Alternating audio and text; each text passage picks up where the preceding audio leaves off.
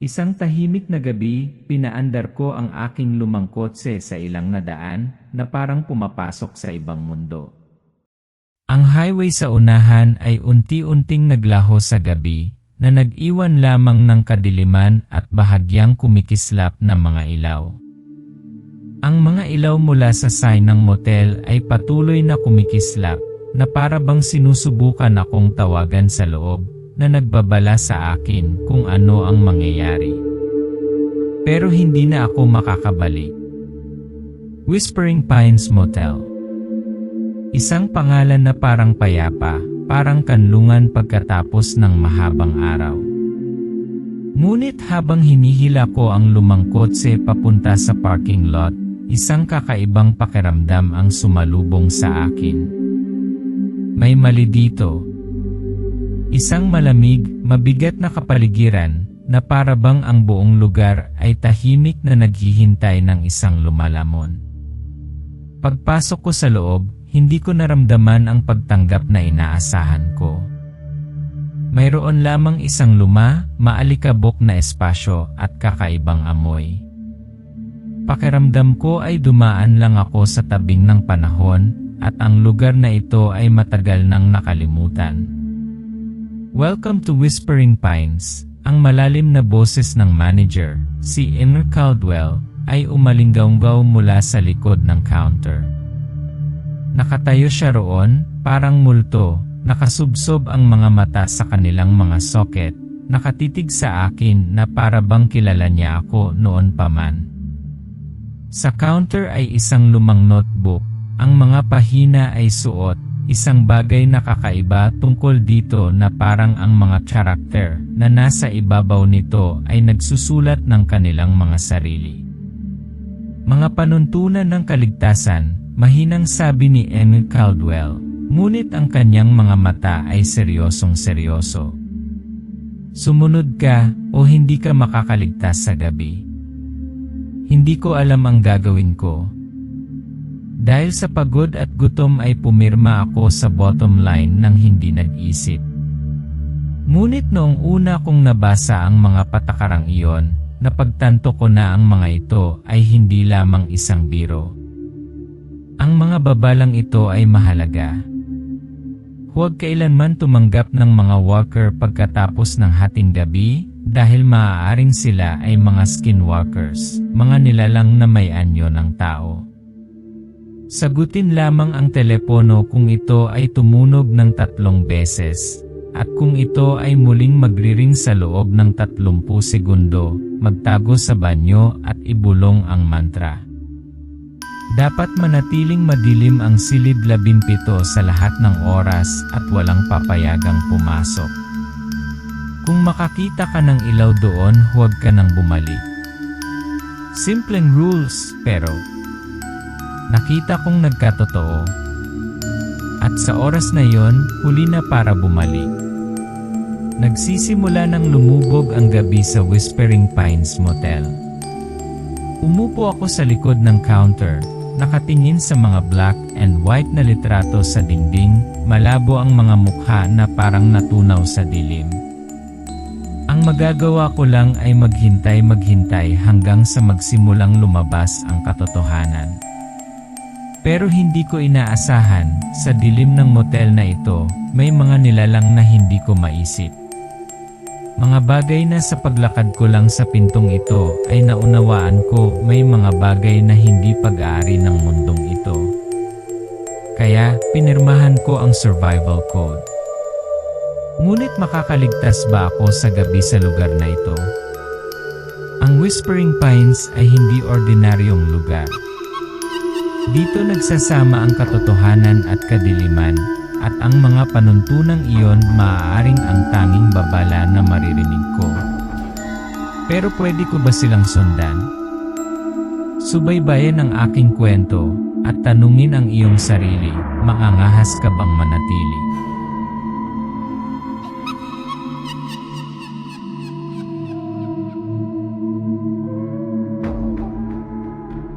Ang gabi ay bumabagsak na parang isang itim na kumot na tumatakip sa lahat, na nagdadala ng pakiramdam ng kalungkutan at lamig. Ang highway ay disyerto, walang sasakyan ang nakikita. Ang mga ilaw sa kalye ay kumikislap na parang namamatay na apoy. Pinaandar ko ang aking lumang kotse sa isang malayong lugar, walang buhay, walang palatandaan ng presensya ng tao, maliban sa mahabang anino ng mga puno na tumatawid sa kalsada. Bigla ko itong nakita, isang mahinang liwanag sa di kalayuan, kumikislap na parang nawawalang kaluluwa. Whispering Pines Motel, malabo ang neon sign parang imbitasyon ang pangalan, pero naglalaman talaga ito ng babala. Isang bahay sa gitna ng kawalan na parabang matagal nang nakalimutan. Ang mga kumikislap na ilaw ay nagpapanatili sa akin na nakadikit dito, at isang kakaibang pakiramdam ang kumalat sa akin na parabang kanina pa ako naghihintay. Bumaba ako ng sasakyan, dinama ko ang malamig at tuyong hangin sa disyerto. Walang laman ang parking lot, wala ni isa pang sasakyan. Nagsimula akong maglakad patungo sa front door, umaalinggaw ang mga yabag ko sa tahimik na lugar. Bawat hakbang ay tila dinadala ako sa ibang mundo, isang lugar na hindi kabilang sa realidad. Nang dahan-dahang bumukas ang pinto, hindi ko nakita ang karaniwang komportableng reception room. Ang nakita ko ay isang espasyong nagyelo sa oras. Malabo na ang mga black and white photos sa dingding, ang mga mukha ng mga dating empleyado, na parang wala na ang mga tao sa kanila. Ang dingding ay puno ng mga bitak at nababalat na pintura. Matigas ang hangin sa loob, na para bang isang invisible force ang nagpakulong sa lahat ng bagay dito. Welcome to Whispering Pines, isang malalim na boses ang tumawag mula sa likod ng counter. Isang matangkad at payat na lalaki ang nakatayo doon, si M. Caldwell. Pilak na buhok, malalim na lumubog na mga mata na parang naglalaman ng ilang lihim, isang madilim na alaala na nakabaon sa oras. Tumingin siya sa akin, parang tumatagos sa akin ang mga mata niya, para basahin ang bawat iniisip ko. Hindi bale ang mga larawan, ang mga ito ay mga labi lamang ng kung ano ang dati. Ngunit may isang bagay na dapat mong mas alalahanin, binata. Anya, hindi umaalis sa akin ang kanyang mga mata. At pagkatapos ay inabot niya sa akin ang isang lumang papel. Ito ang mga patakaran ng kaligtasan, sabi niya, ang kanyang boses ay mahina, halos isang babala. Tiningnan ko ang nakasulat doon. Bawat linya, bawat salita ay tila may hindi maipaliwanag na bigat. Nakaramdam ako ng takot, ngunit hindi ko maalis ang aking paningin sa mga salitang iyon. Bawal ang bisita pagkalipas ng hating gabi. Kung 3 beses tumunog ang telepono, huwag sagutin. Kung magriring ulit ito sa loob ng 30 segundo, magtago ka sa banyo at ulitin ang mantra. Dapat laging madilim ang room 17. Kung may nakita kang liwanag doon, huwag ka nang bumalik. Huwag mong hahawakan ang susi ng room 17. Kung gagawin mo, babayaran mo ang presyo. Bawat paungusap dito ay parang sumpa. Hindi ako makapaniwala sa aking nabasa, ngunit ang mga mata ni Emil Caldwell naging imposible para sa akin na gumawa ng anuman kundi pirmahan ito. Ang isang lagda ay malamang na idrag ako sa isang walang katapusang loob. At ako aksidenteng nakapasok sa lugar na ito. Tumingin sa akin si Emil Caldwell. Binigyan ako ng isang mapait na ngiti, at pagkatapos ay itinulak sa akin ang isang lumang susi. Sa'yo na ang room 3. Good luck, dahil kakailanganin mo ito. Habang naglalakad ako, hindi ko maiwasang isipin ang mga patakarang iyon. Ang mga patakarang ito ay hindi lamang mga babala, ito ay mga utos. At ngayon, kailangan kong harapin sila. Ang Whispering Pines ay hindi ordinaryong lugar at napunta ako dito. Bawat hakbang ko sa hallway ng motel na ito, hindi ko maiwasang maramdaman na parang may nagmamasid sa akin. Makapal ang atmosphere sa motel, parang naghihintay ang lahat. At ako hindi na makaback out. Nahulog ako sa sarili kong bitag.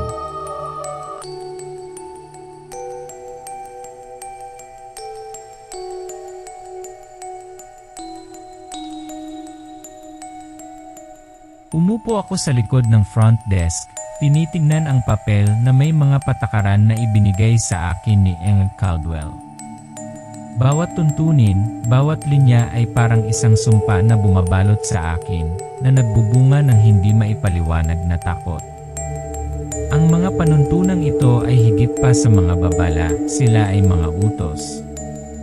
At kung gusto kong mabuhay sa gabi, kailangan kong sundin sila.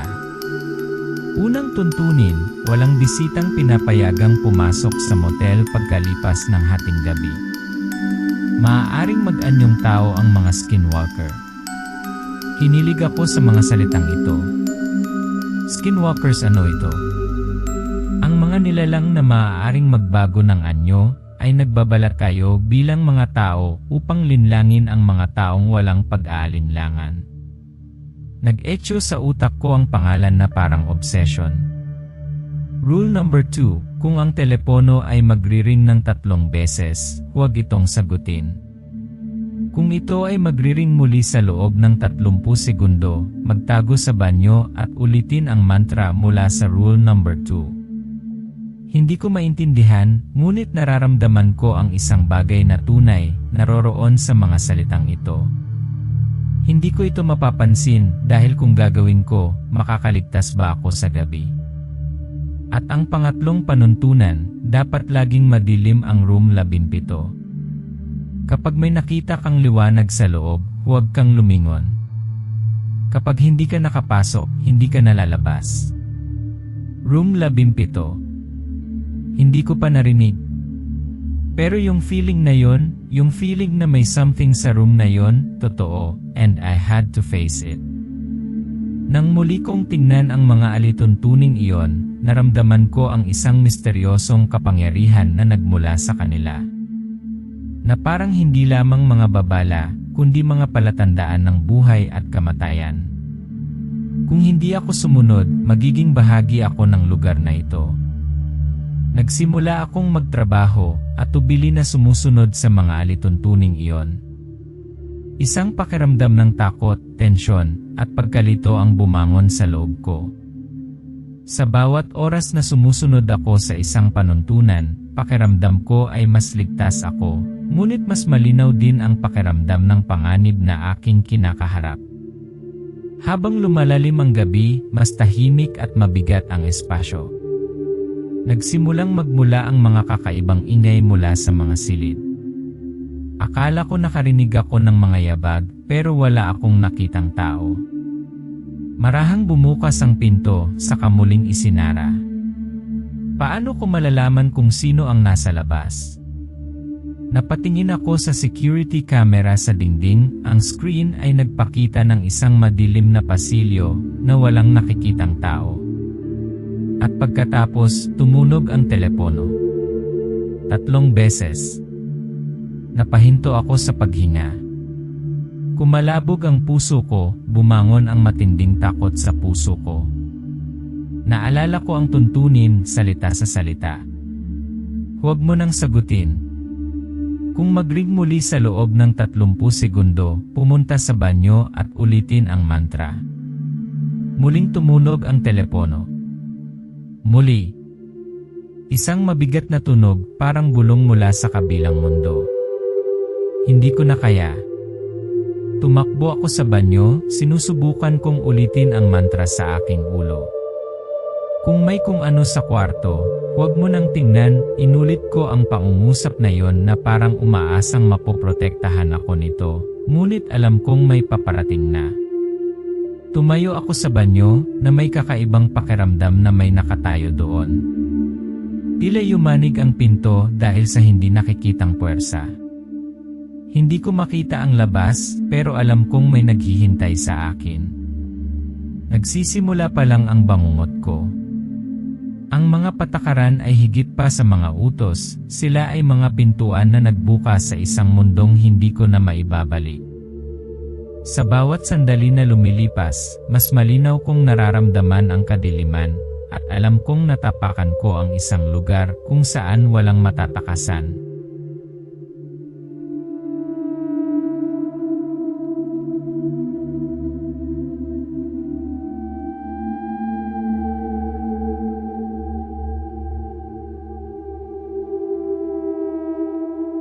Malalim ang gabi. Isang nakamamatay na katahimikan ang bumagsak sa Whispering Pines Motel. Napakatahimik ng lahat kaya naririnig ko ang sipol ng hangin sa mga siwang ng pinto, ang ugong ng lumang aircon. Ngunit pagkatapos, isang bagay na hindi maipaliwanag ang nangyari, ang kanyang hitsura. Bumukas ang pinto ng motel, sumalubong ang malamig na simoy ng hangin na may dalang kakaibang amoy. Tumingala ako tapos nakita ko siya. Ang babaeng nakadamit pang kasal, pumasok na parang multo. Ang kanyang mahaba at itim na buhok ay malumanay na lumilipad kahit walang hangin. Ang kanyang mga mata, lumubog, ay puno ng gulat at takot. Wala siyang sinabi, nakatayo lang, nakatingin sa akin na may nagmamakaawa na mga mata. Nakatayo ako doon, hindi alam ang gagawin. Tumingin siya sa akin, gumagalaw ang mga labi niya na parang may gustong sabihin, ngunit malalambot na bulong lang ang lumalabas. Please wag nila akong mahuli. Ang pangungusap na yon, umalingaw-ngaw na parang sigaw ng tulong. Hindi ko maalis ang tingin ko sa kanya. Parang hindi siya totoo. Siya ay hindi buhay, ngunit isang anino lamang mula sa ibang mundo.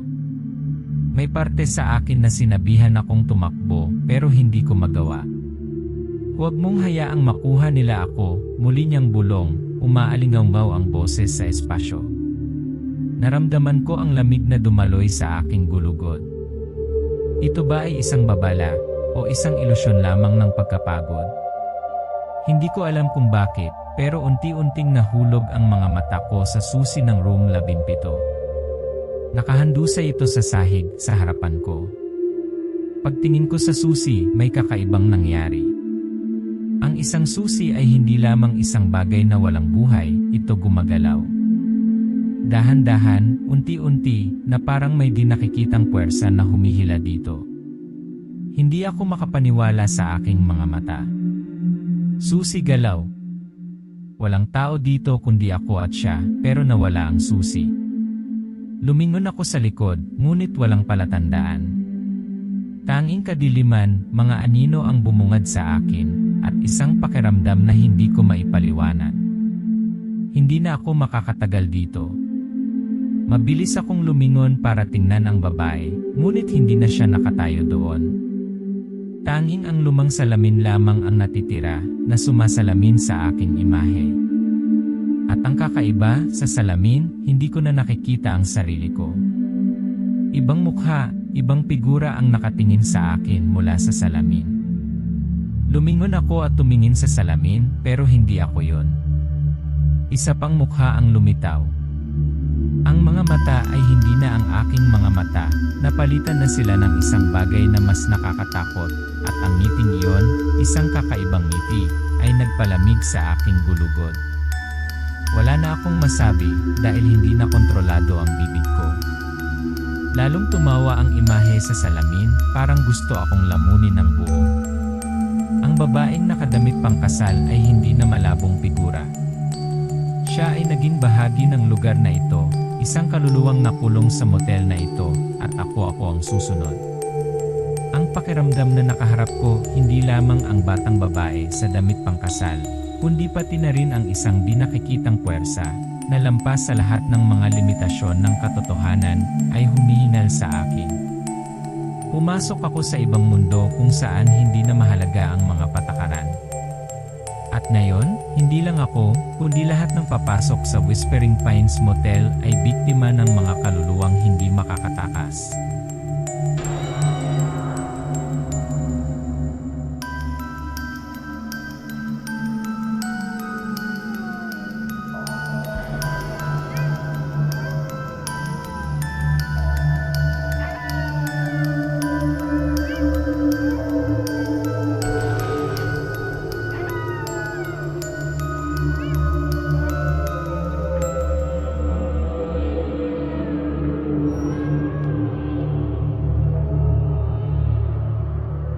Lumalala ang pakiramdam ng pagod at stress. Hindi lang dahil sa pangulila, pati na rin sa mga kakaibang nasaksihan ko. Ang mga supernatural na kaganapan ay nagsisimulang dumami, hindi na lamang mga kakaibang ingay o malabong imahe. Ang lahat ay totoo na ngayon. At ako may nagawa akong mali. Isang pagkakamali na hindi na maibabalik. Telepono. Muli itong tumunog. 3 beses bilang babala. Naisip ko ang pangalawang panuntunan, huwag sagutin kung ito ay tumunog ng 3 beses. Kung ito ay muling magriring sa loob ng 30 segundo, magtago sa banyo at ulitin ang mantra. Pero this time, hindi ko na napigilan ang curiosity ko. Kinuha ko ang phone. Isang boses ang nagmula sa kabilang panig, ngunit hindi iyon boses ng estranghero. Boses ko yan. Pero hindi ako, malalim at mabigat ang boses na para bang galing sa ibang mundo. Darating na kayo. Hindi ako makapaniwala sa narinig ko. Paano lumabas ang boses ko sa telepono? Sinasabi nito na nilabag ko ang mga patakaran at ngayon ay babayaran ko ang presyo. Ibinagsak ng pangunahing tauhan ang telepono sa lupa, ang kanyang mga mata ay nataranta. Ang kamera ay tumungo sa screen ng telepono na ngayon ay naka-off, ngunit isang kakaibang larawan ng isang nalunod na lalaki ang nakaharap dito. Parang may invisible force na pumipilit sa akin papunta sa isang sulok. Napatingin ako sa screen ng security camera, puno ng takot ang puso ko. Napabuntong hininga ako sa nakita ko. Sa screen, lumitaw ang malabong imahe ng isang nalunod na lalaki. Maputla ang kanyang mukha, nanlilisik ang kanyang mga mata, na para bang sinusubukan niyang tumakas mula sa isang patay na mundo. Ngunit ang kakaiba ay, ang imaheng iyon ay hindi mula sa anumang silid sa motel. Nanggaling ito sa labas, sa mga lugar na hindi ko pinangahasang puntahan. Makikita sa screen ng security camera ang lalaking nalulunod, nakatakip ang dilim, mga mansa ng tubig sa sahig. Huminga ng malalim ang pangunahing tauhan, namutla ang mukha sa takot. Ang mga kakaibang pangyayari ay patuloy na nagaganap. Hindi ko mapigilan. Ang gabing ito ay parang walang katapusang bangungot. Ang liwanag mula sa neon sign sa labas ng bintana ay patuloy na kumikislap, na tila nagpapaalala sa akin ng isang tuntunin na nakalimutan ko. Rule number 3, dapat laging madilim ang room 17. Huwag kailanman tumingin doon. Ngunit naramdaman ko ang isang hindi nakikitang puwersa na humihila sa akin, patungo sa direksyon na iyon, patungo sa silid 17. Ang pangunahing tauhan ay nakatayo sa harap ng silid 17, ang kanyang kamay sa doorknob, ang kanyang mga mata ay nalilito at natatakot. Nakaawang ang pinto sa room 17, kumikinang ang liwanag mula sa loob, ngunit hindi ito tulad ng normal na liwanag. Ito ay may kakaibang pulang kulay. Pagsasalaysay, nakakatakot na boses, pakiramdam na may kakilakilabot na mangyayari. Bumukas ang room 17. At pagkatingin ko, nakita ko ang kakaibang pulang ilaw na iyon. Isang liwanag na hindi kabilang sa mundong ito, na parang may buhay sa silid na iyon. At hindi ko na napigilan ang pag-usisa ko, pumasok ako. Pagpasok ko, nakita ko ang figura ng isang lalaki na nakaupo sa kama. Hindi siya kumikibo, pero ramdam ko ang presensya niya. Isang invisible force ang humila sa akin palapit. You broke the rules, sabi ng boses ng lalaki, ngunit hindi mula sa kanyang bibig. Ito ay tulad ng isang bulong mula sa kung saan sa kalawakan. At pagkatapos, napagtanto ko ang pinakamasama. Paglalarawan ng eksena, nakita ng pangunahing tauhan ang lalaki na dahan-dahang ibinaling ang kanyang ulo. Ang kanyang mukha ay maputla, ang kanyang mga mata ay lumubog na parang walang buhay. Hindi siya buhay na tao.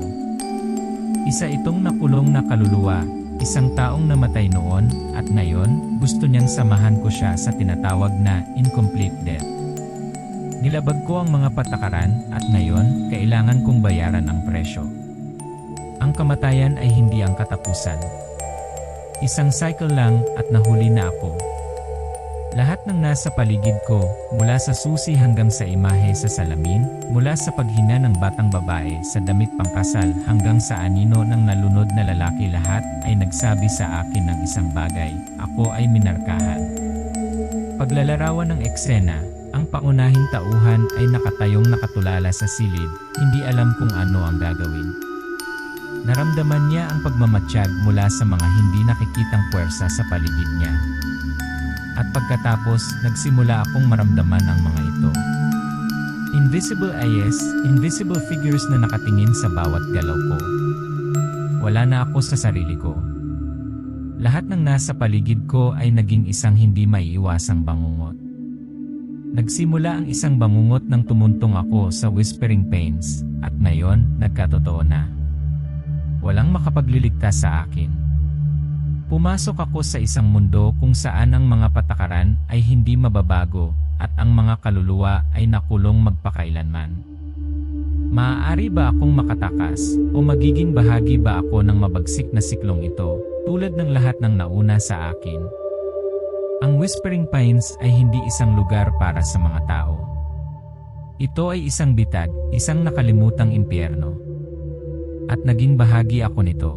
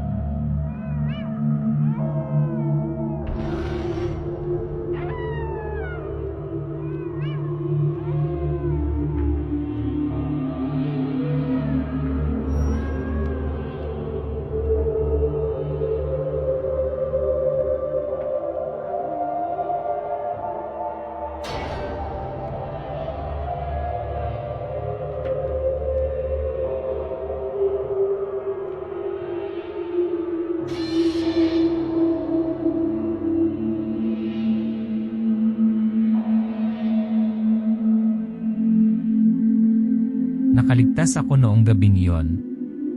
Pero ang kakaiba, hindi gumaan ang pakiramdam ko. Actually, wala akong nararamdaman. Para bang natangay ang isang bahagi ng aking kaluluwa, nag-iwan ng walang buhay na katawan na wala sa mismong lugar na ito. Ang Whispering Pines ay higit pa sa isang motel. Ito ay isang hindi nakikitang bilangguan, isang anino na hindi maiiwan. At ako ngayon ay naging bahagi nito. Kinaumagahan, nang magsimulang mag-filter sa bintana ang unang mahinang liwanag ng araw, may natanto akong kakaiba, hindi ako makaalis. Kahit gaano pa kalayo ang itaboy ko sa pintong ito, kahit gaano pa kalayo ang lakad ko, nararamdaman ko pa rin ang isang invisible force na pumipigil sa akin. Whispering Pines, ginawa akong bahagi nito. Yung mga rules na nilabag ko, yung mga nasaksihan ko nung gabing yon, hindi nila ako iniwan. Ang pakiramdam na pinagmamasdan ay laging naroroon, tulad ng isang madilim na anino na nagmamatsyag sa bawat kilos ko. Minsan, kapag tumitingin ako sa salamin, hindi ko na nakikilala ang sarili ko. Yung mata ko walang laman. Ang aking tingin ay napalitan ng ibang bagay, isang invisible figure ang pumalit sa akin. Pakiramdam ko ay unti-unti na akong nagiging guardian ng lugar na ito, tulad ng mga nauna sa akin na nabigo at naging bahagi ng Whispering Pines. Hindi natatapos ang mahabang gabi. Nakarinig ako ng mga yabag sa hallway, mga katok sa pinto. Sa isang punto, tumayo ako sa reception, tumingin sa guest book, at nakita ko ang pangalan ko na nakasulat doon, bilang paalala na hindi ako makakatakas. Walang darating at walang pupunta. Ang mga susi ay nakasabit pa rin doon, tahimik, naghihintay sa susunod na tao. Nakaligtas ako, ngunit sa kabayaran ng isang buhay na hindi na sa akin. Naging bahagi ako ng motel na ito, bahagi ng isang masamang ikot na hindi ko matakasan. Matanda na at malabo ang lahat sa paligid ko, para bang lahat ay multong gumagala dito. At isang tanong ang patuloy na gumugulo sa aking isipan, ano ang haharapin ng mga susunod? Anong mga patakaran ang gagawing bahagi sila ng Whispering Pains? Hindi ako ang una dito. Ang mga taong nauna sa akin ay dumating at nawala, ngunit wala ni isa sa kanila ang talagang umalis. Sila ay naging mga anino lamang, ang mga bagong tagapag-alaga ng Whispering Pains. Hindi ko alam kung sino ang susunod, pero ramdam ko ang pagdating nila. Papalapit na sila, kagaya ng papalapit ako sa lugar na ito. Isa pang kotse. Isa pang bisita. Wala silang alam sa mga patakaran, sa mga panganib na kinakaharap nila. Pero alam ko ang mangyayari sa kanila dahil napagdaanan ko na ang lahat. Umiiral pa rin ang mga alituntunin at ako. Hindi ko maiwasang maramdaman na hindi ako makakaalis sa lugar na ito. Ang Whispering Pines Motel ay hindi isang pansamantalang lugar. Ito ay isang lugar na umiiral sa pagitan ng dalawang mundo, kung saan ang mga kaluluwa ay nakulong at ang malupit na mga patakaran ay hindi nagbabago. At ang mga taong katulad ko, hindi tayo makakalabas. Maghintay lamang tayo hanggang sa matuloy ang masamang ikot na ito sa mga susunod na tao. Kaya naging bantay ako. Bahagi ng Whispering Pains, tulad ng mga pumunta dito bago ako. At sa pagpasok ng mga susunod na tao, ako na lang ang naghihintay, nanonood sa kanila sa katahimikan, parang anino na hindi makatakas. Pero tagabantay ba talaga ako? O bahagi lang ako ng kasamaan na hindi ko mapigilan?